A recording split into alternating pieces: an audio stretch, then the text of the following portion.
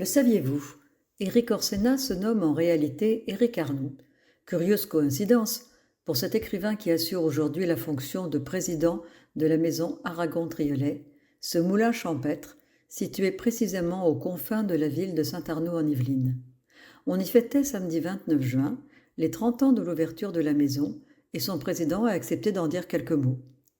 J'aime énormément l'endroit. De plus, j'étais extrêmement admiratif d'Aragon depuis toujours, d'autant que je suis de la génération du nouveau roman, peu d'intrigues, pas de personnages, j'en étais très malheureux en tant que jeune écrivain. Grâce à Aragon, j'ai retrouvé le plaisir de la narration. De plus, c'est un immense poète. Et pour moi, Elsa Triolet était aussi un immense écrivain, dans l'ombre comme toujours, femme de.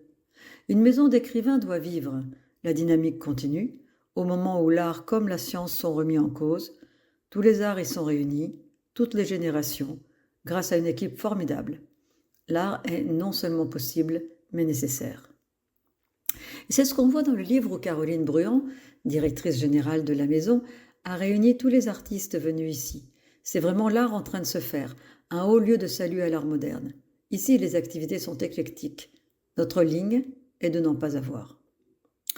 Guillaume Roubaud-Cachier, directeur de la maison Aragon, évoque les contrariétés du destin qui ont précédé cet anniversaire. Il faut savoir être obstiné.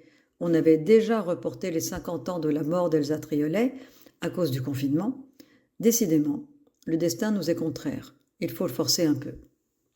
Caroline Bruand, elle aussi, revient sur l'histoire de cette maison, qui n'a rien d'un long fleuve tranquille. Après 12 ans de travaux pour aménager le lieu, Jacques Toubon inaugurait la maison Aragon il y a 30 ans. Suivant les vœux du poète, la maison est un lieu atypique, centre culturel, de recherche, maison d'écrivains. Nous sommes heureux de fêter cet anniversaire après avoir traversé la tempête de 1999, le Covid et enfin les inondations de l'automne dernier. On a eu 5 mois de fermeture, beaucoup de dégâts, mais tout a été sauvé. Et elle remercie elle aussi la formidable équipe de la maison qui a tenu le choc face à ces événements. La fête n'en sera que plus belle. Cette équipe, précisément, est bien présente aujourd'hui. Alice, depuis 12 ans maintenant, y réalise des ateliers et des visites guidées.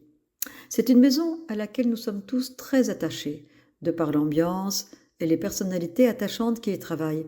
C'est difficile dans le monde de la culture aujourd'hui.